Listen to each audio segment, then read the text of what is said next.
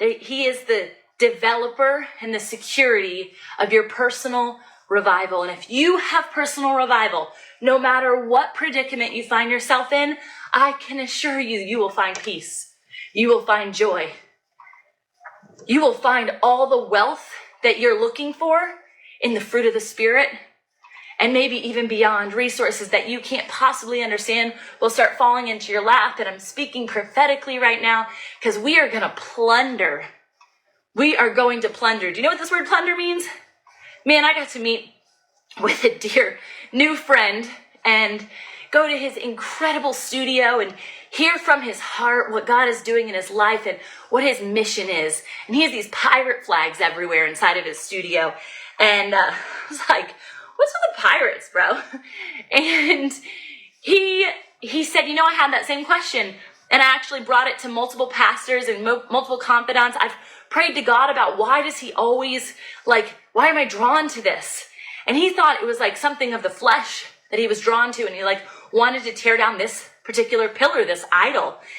And the Lord said, and people through, the Lord through people said that God has made you a pirate for the kingdom, that you are going to plunder, meaning to go and take, to go and restore, to receive. You're taking away from all of the shackles and shames that have been developed through war. Plunder is what's left over when the opposing team loses or a city is burned because of something, good or bad. They plundered it. This is what pirates do. They plunder the ship before it sinks, right? They take all the gold and all the things that are worth money, all the things that have value. Sometimes they even plundered people, women and children, if all the men were killed, and they would adopt their sheep and their cattle and all these things. So his mission is to take plunder from the enemy and bring it back to the kingdom. And I thought, boom, that's a mission right there. That's a mission that has been cultivated in his spirit since he was a little boy and he couldn't comprehend what it meant.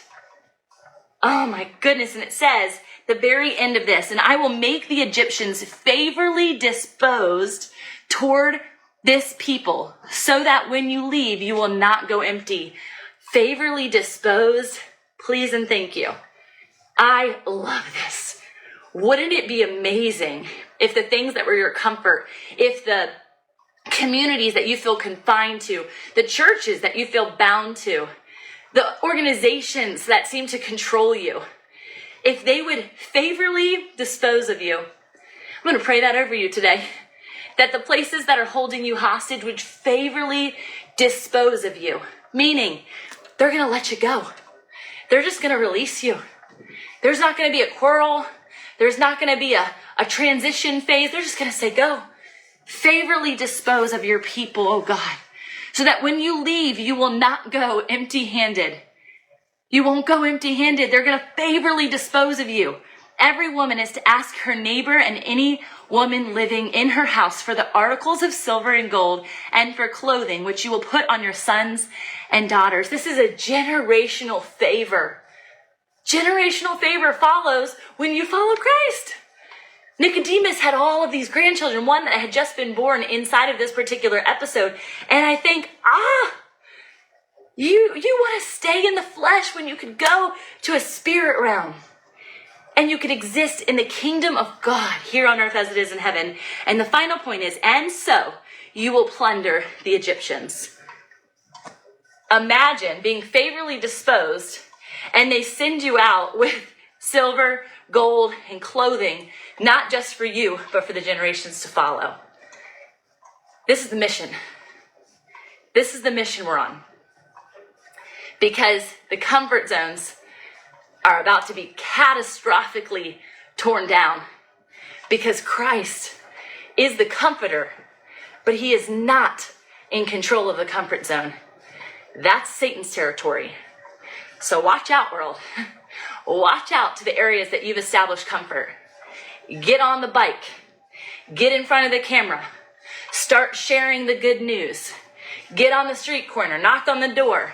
Send out the email. Do the thing that God is calling you to do. Call the old friend. Call your parents.